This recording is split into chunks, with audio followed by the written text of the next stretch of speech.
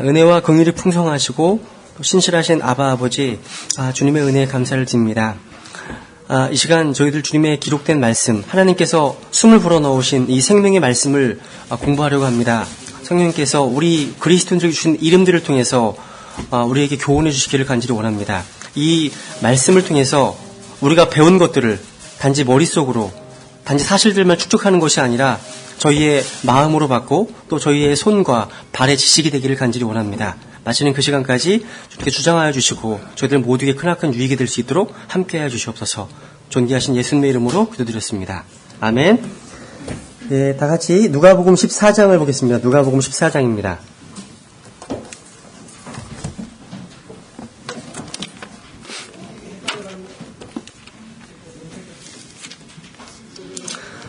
오늘은 이제 제자에 대해서, 이제 그리스도인의 이름들 가운데 하나인 제자에 대해서 살펴보고자 합니다. 누가복음 14장 25절 더 읽겠습니다. 누가복음 14장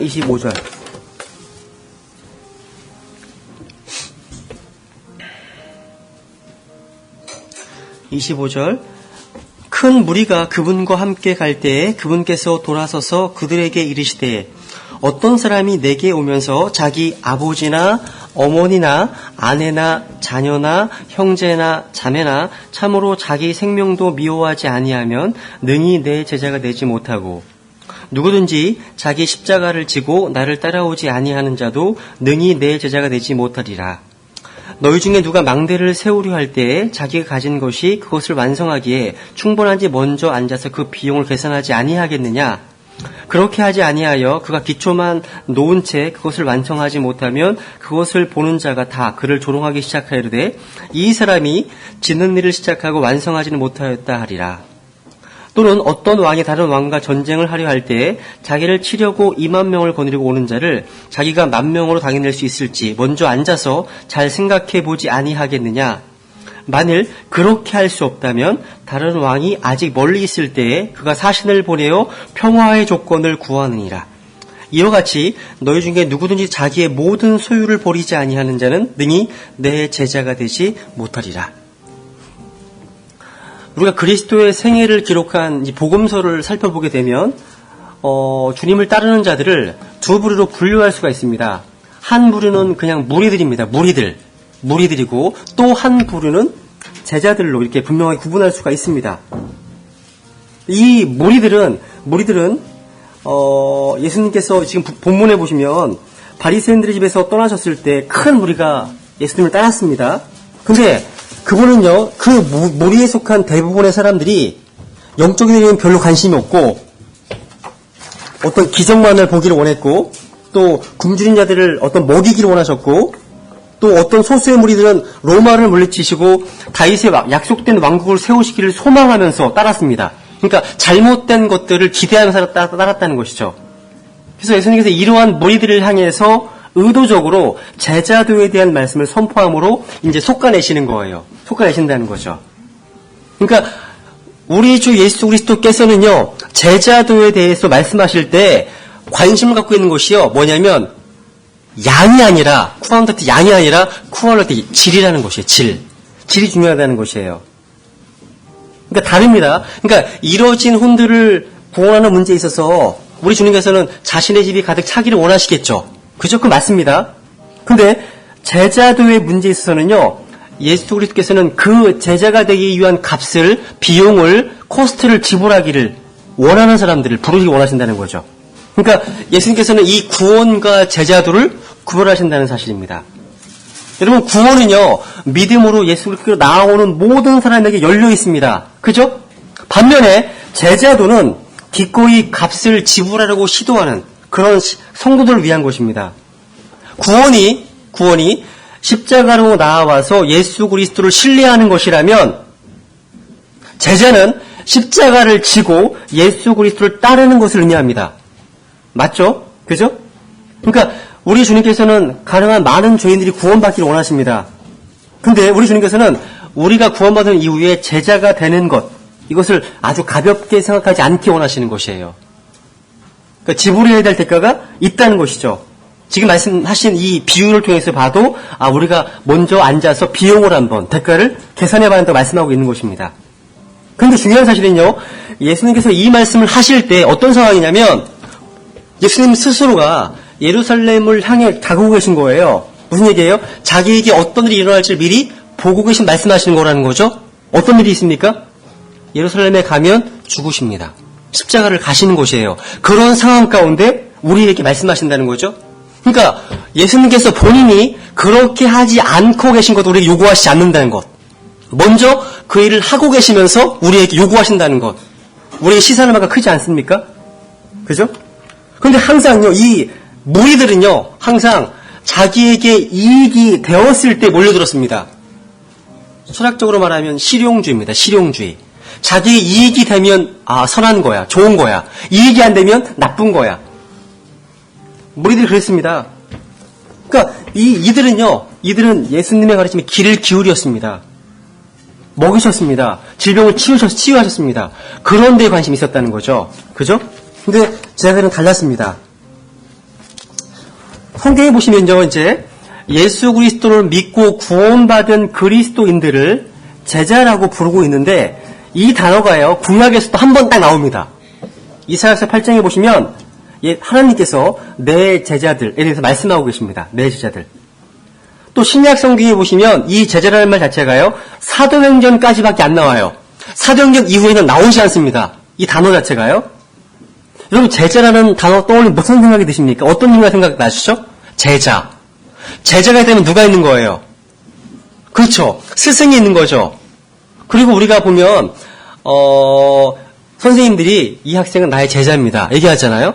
그러니까 제자에게는 스승이 있는 거예요. 선생이 있다는 것이죠. 그래서 쉽게 얘기하면 제자라는 단어가요, 배우는 사람, 또 스승으로부터 훈련을 받고 있는 사람. 그게 뭐 무술이 됐든 이게 훈련받고 있는 사람입니다. 오늘날로 말하면 뭐 견습생, 직업 훈련받고 있는 견습생 이 정도. 그렇다면 마태복음 11장에서 그 유명한 말씀 있죠. 수고하고 무거운 짐진 모든 자들아, 너희는 내게로 오라. 내가 너희에게 안식을 주리라. 나는 마음이 온유하고 겸손하니 너희는 내 멍에를 메고 내게 뭐 하라고요? 배우라. 그리하면 너희가 너희 혼을 위해 안식을 찾으리라. 내 멍에는 쉽고 내 짐은 가볍다 말씀하시는 거예요. 그러니까 이 초청을 받아들인 자들, 그래서 주님으로부터 주님의 발치에 나아가서 배우는 자들을 주의 제자라고 할 수 있습니다. 그런데 이 제자들에게는 위협이 있습니다. 사도행전 9장에 보시면 사울이 주의 제자들을 치려고 여전히 위협과 살기를 내뿜으며, 위협이 있죠, 제자들에게. 그죠? 또 마태복음 10장에 보시면 24절에 제자가 자기 스승보다 높지 못하며 종이 자기 주인보다 높지 못하니 제자가 자기 스승처럼 되고 종이 자기 주인처럼 되면 족하다 말씀하십니다. 그러니까 제자는요, 마스터, 스승이 있습니다. 티처, 교사가 있습니다. 그 스승으로부터 배우고 훈련받는 자입니다. 이게 제자예요. 여러분은 훈련받고 계십니까? 배우고 계십니까? 마태복음 5장에 보시면 그 유명한 산상설교를 하실 때 예수님께서 제자들을 가르치십니다. 가르치시죠? 그죠? 그러니까 제자들은 스승으로부터 배우는 사람입니다. 근데 성경에 보시면요, 가르침을 받은 자들이 또한 가르치는 자가 되었습니다. 이게 계속 반복됩니다. 계속 가르치고 배우고, 배운 자가 또 가르치고 배우고 반복됩니다. 한번 디모데 후서를 볼까요? 디모데 후서 2장.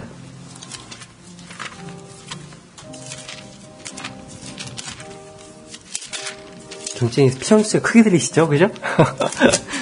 찬송가 소리로 디모데 후서 2장.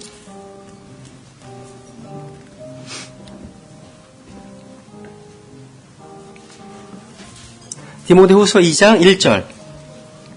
그러므로 내 아들아, 너는 그리스도 예수님 안에 있는 은혜 안에서 강건한 자가 되고, 또 네가 많은 증인들 가운데서 내게 들은 것들, 바로 그것들을 신실한 사람들에게 맡기라. 그들이 또한 다른 사람들을 가르칠 수 있으리라. 여기 보시면 여기 나라고 하는 내게, 이 나가 누굽니까? 나가 누구죠? 바울입니다. 바울이 납니다. 그리고 네가 할 때 네는 누굽니까? 에베소 교회의 목사였던 디모데를 말씀하고 있습니다. 디모데. 그리고 그림을 그려보세요. 그러니까 또 네가 많은 증인들 가운데서 내게, 바울에게 들은 것을, 바로 그것들을 누구에게? 신실한 사람들이 맡기라. 그들이 또한 다른 사람들을 가르칠 수 있으리라. 그러니까 바울이 디모데에게, 디모데가 신실한 사람들에게, 신실한 사람들이 또 다른 사람들에게 계속 가르침이 가는 거죠. 그러니까 가르침을 받고 또 가르쳐주고, 가르침을 받고 가르쳐주고, 이게 계속 반복되는 것입니다. 반복되는 것이에요. 그러면 바울은 누구에게서 배웠습니까? 바울은 한번 볼까요? 갈라디아서 1장 보세요. 갈라디아서 1장.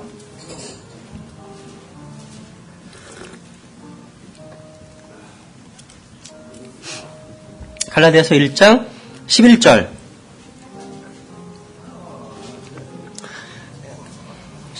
그러나 형제들아, 내가 너희에게 확실히 알리노니 내가 선포한 복음은 사람을 따라 나지 아니하였느니라. 나는 그 사람에게서 받지도 아니하고 배우지도 아니하였으며 그다음 다만 그것은 예수 그리스도의 계시로 말미암았느니라.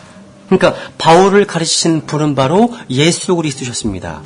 예수 그리스도 바울을 가르치셨고, 이 바울은 예수님과 관계를 생각하면 그 당시에 바울은 제자죠. 배우는 자였으니까. 그죠? 또 바울이 디모데를 가르쳤습니다. 그럼 그 당시에 바울은 스승이었습니다. 디모데는 제자였죠? 디모데는 신실한 사람들이 가르쳤습니다. 계속 반복되고 있다는 거 주목해 보십시오 한번. 그죠? 그러니까 이것은 또한 가르침을 받는 자들이 또한 스승들, 교사가 될 수 있다는 것이구나. 그죠? 우리가 만약에 이 지역교회를 하나의 학교라고 생각한다면, 그렇게 생각할 수 있죠? 하나님의 학교? 여기에는 가르치는 자가 있고 배우는 자들이 있습니다. 그래서 제자화시키는 지역몸을 생각해 볼 수 있습니다. 그러니까 주님께서는 지역교회를 통해서 성도들을 제자화시킨다는 것이죠. 마치 고린도서 1장에 사도 바울께서 우리가 그분을 선포하여 각 사람에게 경고하고 모든 죄로 각 사람을 가르침은 각 사람을 그리스도 예수님 안에서 완전한 자로 드리고자 함이라. 이 일을 위해 나도 내 속에서 강력하게 활동하신 분의 활동을 따라 싸우며 수고한다 말씀하십니다. 그런데 모든 성도가 다 하나님의 제자는 아닙니다. 그죠? 그렇지만 가르침을 받는다는 관점에서 볼 때 모든 성도는 다 하나님의 제자가 되어야 합니다. 그런 면에서는, 왜냐하면 모든 교회 지체들은 가르침을 받을 필요가 있습니다. 근데 이 가르치는 자가 또한 배우는 자가 되어야 합니다. 이해하시죠? 가르치는 자 역시 항상 배워야 됩니다. 책을 통해서, 설교를 통해서, 여러 가지 환경을 통해서 배워야 되겠습니다. 그래서 바울이요, 그 당시 목회자였던 디모데에게 내가 말하는 것을 깊이 생각하라. 주께서 모든 데서 내게 깨달음을 주시기 원하노라. 이렇게 말씀하고 있습니다. 또 유명한 말씀이 있습니다. 너는 진리의 말씀을 바르게 나누어 뭐하라고요? 연구하라고 말씀하시죠? 누구에게? 목회자에게 하시는 말씀입니다. 그러니까 우리 모두는 다 목회자이건 아니면 성도님이건 다 똑같이 뭐가 필요합니까? 가르침이 필요합니다. 배울 필요가 있다는 거죠. 가르침이 필요하지 않는 유일한 분은 오직 주 예수 그리스도밖에 없습니다. 그죠? 맞습니다. 한번 찾아볼까요? 로마서 11장을 보세요. 로마서 11장.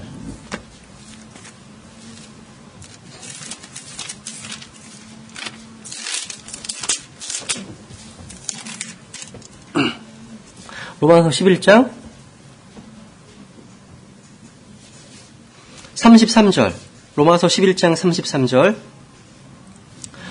오 깊도다 하나님의 지혜와 지식의 부유함이요. 야, 바울이 지금 놀라워하고 있습니다. 감탄하고 있습니다. 감격하고 있죠. 그분의 판단은 헤아릴 수 없으며 그분의 길은 찾지 못할 것이로다. 누가 그분께 먼저 드려서 다시 보답을 받겠느냐? 모든 것이 그분에게서 나오고 그분으로 말미암으며 그분께로 돌아가나니 영광이 그분께 영원토록 있기를 원하노라. 아멘. 말씀하시죠? 이 말씀이요, 이사야서 40장에 보시면 누가 주의 영을 기도하였으며 혹은 그분의 조언자가 되어 그분을 가르쳤느냐. 그분께서 누구와 의논하셨으며 누가 그분께 교훈을 주고 공의의 길로 그분을 가르쳤으며 그분께 지식을 가르치고 명철의 길을 보여주었느냐 말씀하십니다. 그러니까 유일하게 배울 필요가 없는 분, 그죠? 바로 하나님이시라는 거죠.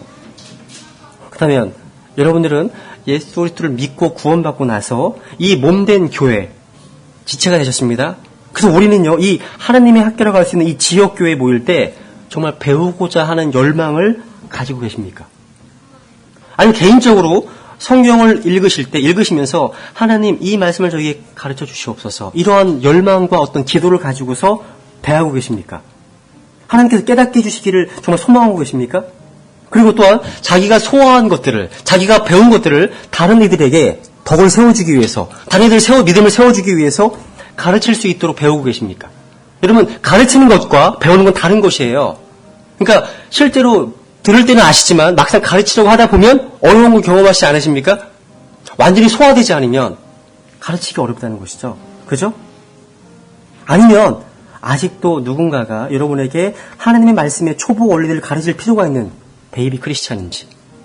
그죠? 이 제자라고 하는 말 자체가요, 원래 배우는 자, 그 말씀을 뜻하고 있지만요, 이것은 어떻게 배우냐면 뭔가를 행함으로 배우는 것이에요. 이게 중요한 포인트입니다. 그냥 머릿속으로 축적해서 배우는 것이 아니라요, 그것을 실행함으로 배우는 사람입니다. 제자란 말이 영어로 disciple입니다. disciple. 이 단어를 보면 즉각 떠오르는 단어가 있습니다. discipline이란 말, 훈련한다는 말, 단련한다는 말, 길들인다는 말, 이런 뜻입니다. 그러니까 주님의 제자가 되려면 훈련을 받고 단련을 받고 그리스도인으로서 길들여야 한다는 말입니다. 여러분, 사람이 맨 처음 구원받게 되면 아직 훈련되지도 않았고 단련되지도 않았습니다. 또 그리스도인답게 길들여지지도 않은 상태입니다. 그렇기 때문에 우리는 예수님의 발치에서 배워야 합니다. 그리고 그분의 모든 말씀에 주의를 기울여야 합니다. 그리고 그분께서 주신 가르침들을 계속해서 가까이 따라야 합니다. 그렇기 때문에 이 배움은요, 단지 지식, 이런 어떤 사실들을 축적하는 것이 아니라요, 우리 매일의 삶 속에서 그 사실들을 적용하는 것이, 이게 배우는 것입니다. 그게 배우는 것이에요. 단지 머리의 지식만이 아니라 우리의 마음으로 배우고, 우리의 손으로 배우고, 우리의 발로 배우는 것. 그게 진짜 지식입니다. 그게 진짜 배우는 것이에요. 여러분이 어떠한 레슨을 들었을 때, 어떤 교훈을 받았을 때 그대로 살지 못했다면 그것은 제대로 배웠다고 말할 수 없습니다. 진정으로 배운 진리는 삶에 적용된 진리입니다. 그래서 진정한 제자는 자신이 배운 것을 실행하며 사는 사람이 진정한 제자인 것이에요. 그래서 이렇게 배우는 것은요, 그 이름이 뜻하는 그대로요, 훈련이 필요하고요, 우리의 성품을 만들어줍니다. 성품, 캐릭터, 인품. 그러니까 제자로서요, 하나님께서 말씀하시는 옳은 것들을 행하는 것이 여러분 항상 즐거운 일입니까? 항상 재밌는 일입니까? 안 그렇습니다. 항상 인기 있는 것입니까? 안 그렇습니다. 항상 쉬운 일입니까? 안 그렇습니다. 항상 아니란 것일까요? 안 그렇습니다. 그런데 그것이 항상 올바른 일입니다.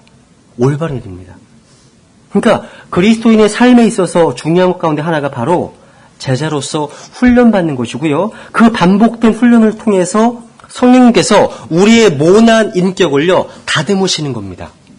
반복적으로 훈련하면서 다듬는 것. 모간한 것이 아니라 둥글둥글한 것. 접근하기 쉬운 것. 누구와도 교제할 수 있는 것.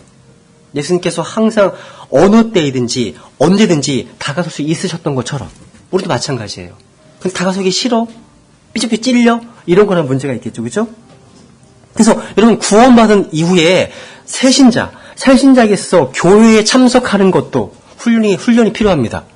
예배 드리는 것도 훈련이 필요하죠? 그죠? 여러분 드리는 것도, 헌금을 드리는 것도 훈련이 필요합니다. 또 이런 헌들을 구령하는 것도 훈련이 필요합니다.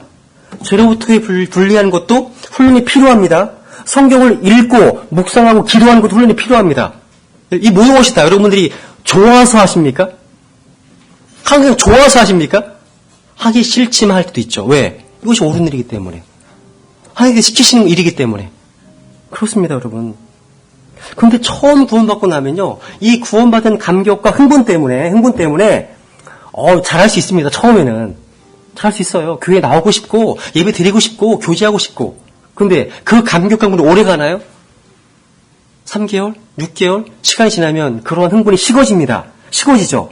그렇기 때문에요, 하나님께서 우리에게 원하신 것들을 계속 하려면 뭐가 필요한 거예요? 훈련이 필요한 거라는 거. 훈련이요. 훈련 필요한 것이에요. 마치 이러한 구원의 감격이 사라지는 것은 자동차에 기름이 바닥나는 것과 같습니다. 언제 그럴지 모릅니다.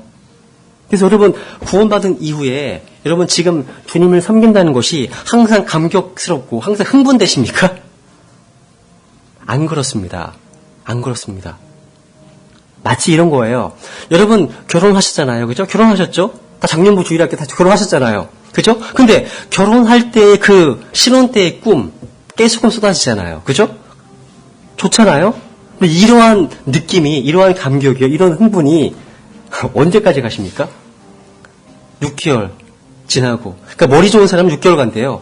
머리 나쁜 사람은 1년 간다고 그러더라고요. 근데 이게 시간이 지나고 나면 남편으로서 해야 될 책임이 있죠? 아내로서 해야 될 책임이 있습니다. 이 책임을 처음에 결혼할 때의 그러한 기대감, 감격 속에서 행하고 계십니까? 아니죠. 단지 서로에 대한 헌신 때문에 하는 것이에요. 결혼은 헌신이거든요. 하나님께서 원하시는 것이기 때문에 그렇습니다. 마찬가지입니다. 신앙생활 마찬가지예요. 그렇기 때문에 구원받은 이후에 이제 하나님께서 원하시는 것들을 해야 되겠다. 옳은 일을 행해야 되겠다. 이렇게 결단하는 것이요, 중요한 것입니다.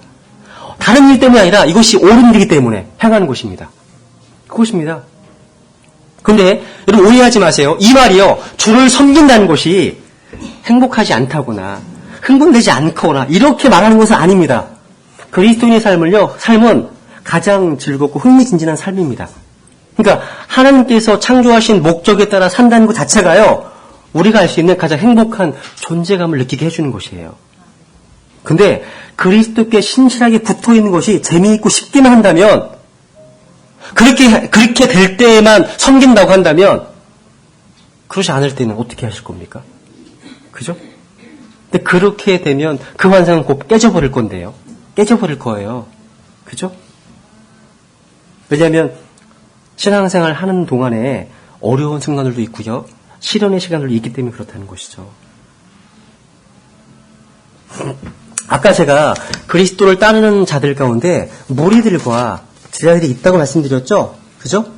무리들은 항상 자신에게 이익이 되었을 때 따랐습니다. 주님을요. 이익이 되었을 때. 뭔가 이익이 되었을 때. 제자들은요. 아닙니다. 그러니까 제자들은요, 예수님께서 말씀하실 때 듣습니다. 그리고요, 예수님께서 폭풍 가운데 계셨을 때, 바퀴 가운데 계셨을 때에도 함께 있었습니다. 마치 바다에 배를 타고 갔을 때 폭풍과 몰아칩니다. 그때도 함께 있었던 자들이 제자들입니다. 무리들이 어디 갔습니까? 안 보여요. 무리들 안 나와요. 제가 어제 그 최지숙 자매님 병원에 다녀왔는데요, 뜻하지 않게 고관절이 파쇄돼가지고요, 아주 심한 고통 가운데 계신데 제가 위로해드리러 갔다가 오히려 위로를 받고 왔습니다. 받고 왔어요. 그러니까 얼마나 주님과 가까이 지내시는지, 얼마나 친밀하고 얼마나 가까우신지요, 눈물로 간증하시는 모습을 들으면서 제가 많은 도움을 받고 왔습니다. 오히려. 그러니까 너무 내적으로 평안하신 거예요. 그러니까 움직이시기 너무나 고통스러워하시고 아파하시는데도 불구하고요, 그러니까 위로해드리러 갔다가 오히려 도전을 받고 왔다니까요. 제가요. 반대로. 거꾸로요. 이게 가능할까? 그러니까 오히려 약함 속에서 강함을 경험하게 하신 하나님. 마치 에베소서 1장을 한번, 여러분, 에베소서가 어떤 서신이죠? 옥중서신이죠. 바울이 감옥에서 쓴 편지입니다. 그걸 염두에 두시고 읽어보시면 굉장히 많은 은혜를 받습니다. 왠지 아세요? 에베소 1장 읽다 보니까 마음에 충격입니다. 충격. 왜냐하면 지금 바울의 상황은요, 어둡고 찝찝하고 추운 감옥 바닥에 있습니다. 거기에 있습니다. 사슬에 묶인 채. 그런데 이분이 서두를 쓴 다음에 제일 처음에 하는 말이 뭔지 아세요? 처음에 찬송하리로다, 이런 말이 나와요. 3절부터 6절 또 나오고 그 다음 12절인가 또 나옵니다. 반복돼서 blessed, 찬송하리로다, 이게 어떻게 가능할까? 그러니까 이 바울은 잘못된 일에서 감옥 간 게 아니잖아요. 복음을 전하다가 하나님 것을 행하다가 감옥에 간 거 아니에요? 근데 그런 감옥 속에서 했던 말이 불평이 아니라, 어려움을 토로하는 말이 아니라 찬송하리로다, 이 말을 계속 반복하고 있다는 거. 그래서 어쩌면 저나 여러분의 삶이 잘못된 걸 수도 있습니다. 그런 상황 가운데 찬송하리로다를 안 하는 것이 오히려 잘못된 걸 수도 있다는 사실이에요. 왜? 바울은요, 시야가 넓었기 때문에 그런 거예요. 영적 시야가 열려 있다는 거죠. 그러니까 지금 자기가 있는 그 환경이 아니라 하늘에서 주시는 그 복들을 바라고 있었고요. 시야가 관점이 달랐다는 것이죠. 그죠? 그러니까 오히려 지금 차지숙 자매님도 마찬가지신 것 같아요. 그래서 기도를 하는데 오히려 하나님이 감사기도라고 왔다니까요. 감사기도 같다니까요. 이것이 바로 주님의 제자로서의 모습이 아닌가 이런 생각이 듭니다. 그러니까 제자들은요. 주님의 가르침을 들었을 뿐만 아니라 그분의 가르침대로 살았다는 것. 그러니까 주님의 기적으로부터 유익을 얻었지만 그 기적이 함께 참여했다는 것. 제자들은요. 또 복음을 받았을 뿐만 아니라 그 복음을 다른 사람들에게 나누어 주었다는 것. 이게 제자입니다. 예수님께서는요. 이제 정리를 해보면 제자가 누구인지 어떤 사람인지를 알려주는 어떤 표식이 있음을 말해주시는데요. 그 첫 번째가 사랑입니다. 찾아보겠습니다. 요한복음 13장입니다. 요한복음 13장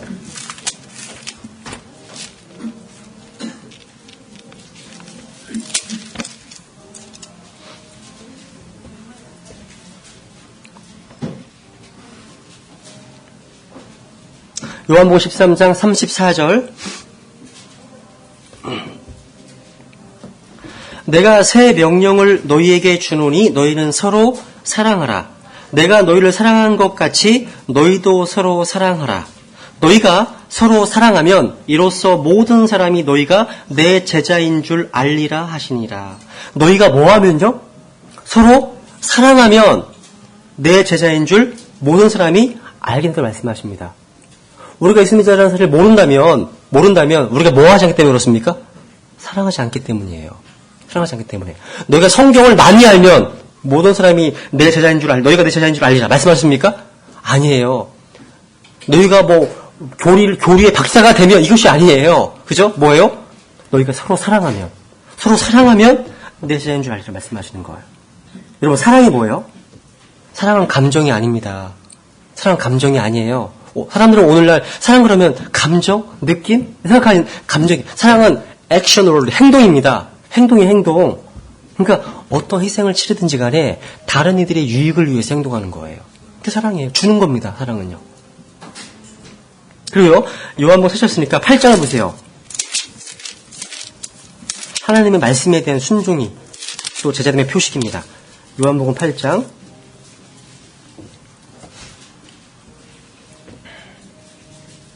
31절 이에 예수님께서 자기를 믿은 유대인들에게 이르시되 너희가 내 말에 거하면 continue in my word 내 말에 계속 거하는 거죠. 거하면 참으로 내 제자가 되고 또 너희가 진리를 알지니 진리가 너희를 자유롭게 하리라 하시니 하나님의 말씀 안에 계속 꾸준히 거하는 것. 이 제자된 표식입니다. 근데 여러분 제자라고 하면서 하나님 말씀을 도외시한다? 제자가 아닌 거죠. 하나님 말씀은 제쳐두고서 다른 책들을 더 우선시한다. 그것도 문제가 있는 거죠. 그러니까 하나님 말씀이 교과서입니다. 제일 중요한 교과서입니다. 그런데 많은 분들이 교과서보다는 참고서를 의지를 많이 하지 않습니까? 주석서를 의지하고 신학 서적을 의지하고 그거 문제입니다. 교과서가 먼저 제일 중요한 교과서입니다. 성경이. 너희가 내 말에 거하면 계속 거하면 말씀하시지 않습니까? 그러니까 제자가 된 사람은요. 그 어떤 것보다도 우리 주 예수 그리스도를 최우선 자리에 올려놓습니다. 예외가 있을 수 없습니다. 그래서 이러한 제자로서의 삶은요. 그 사람들에게 최고의 권위, 최종적인 기준은 언제나 항상 하나님의 말씀입니다.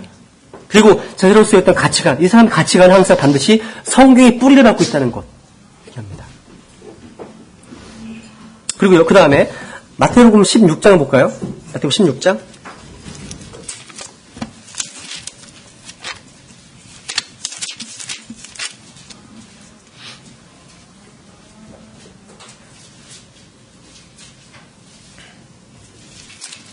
마태복음 16장 24절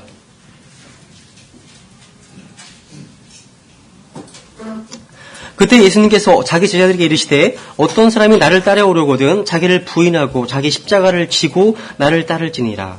누구든지 자기 생명을 구원하려 하는 자는 저것을 잃을 것이요 누구든지 나로 인하여 자기 생명을 잃으려 하는 자는 그것을 찾으리라. 아까 처음에 누가복음 14장에서는 무슨 말씀하시죠? 이 말씀을 인용하시면서 하시는 말씀이 누군지 그러니까 하시면서 어떤 사람이 내게 오면서 자기 아버지나 어머니나 아내나 자녀나 형제나 자매나 참으로 자기 생명도 미워하지 아니하면 능히 내 제자가 되지 못하고. 이렇게 말씀하시죠? 그죠? 그러니까 우리가 주님의 제자가 되려고 한다면 주님께서 가장 첫 번째 자리, 가장 최우선 자리에 모셔야 한다는 거죠. 어떤 것이 앞서서. 그 어떤 것보다도. 사랑하는 가족보다 더 앞서서. 그죠? 말씀하시는 거예요. 근데 이 말씀은요, 우리 자신이나 사랑하는 사람들을 미워하라는 말일까요? 진짜로요? 미워하랄까요? 아닙니다. 주님께 대한 사랑이 너무나 크기 때문에 비교해보면 미워할 만큼 주님께 대한 사랑이 너무 큰 거예요.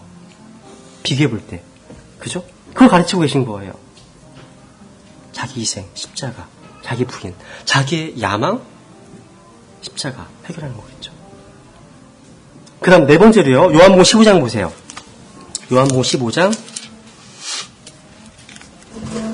마지막 제자로서의 열매, 마지막 제자로서의 표식은 바로 열매입니다. 열매. 요한복음 15장 8절. 너희가 열매를 많이 맺으면 내 아버지께서 영광을 받으시나니 이로써 너희가 내 제자가 되리라. 뭐를 하면요?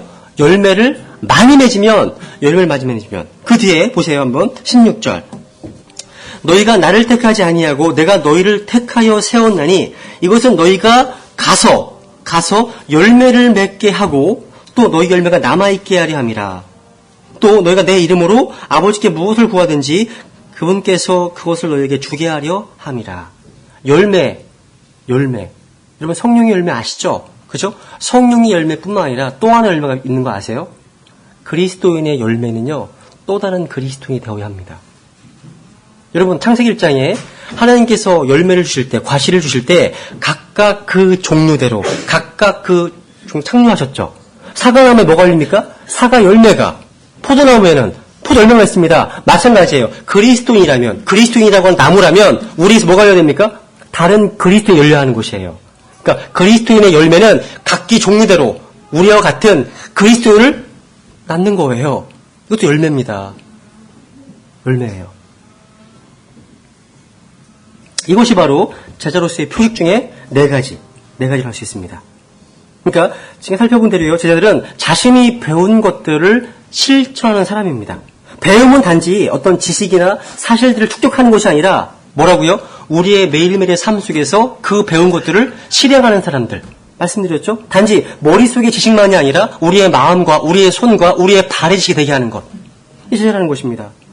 그래서 그 교훈들을 배웠을 때 그 실천하지 않는다면 그것은 제대로 배운 것이 아니라는 것. 이게 중요합니다. 진짜 배운 진리는 삶으로 적용한 진리입니다. 이게 진짜 배운 것이에요. 그래서 여러분 쉽지 않은 상황입니다. 편안하지 않은 상황이지만 그럴 때에도 자기 십자가를 지고 자기를 부인하고 하나님 말씀 살려고 부단히 노력하는 사람, 훈련시키는 사람, 이 사람이 바로 제자입니다. 제자예요. 멀리 볼 줄 아는 사람. 네, 오늘 여기까지 하겠습니다. 네, 이상입니다.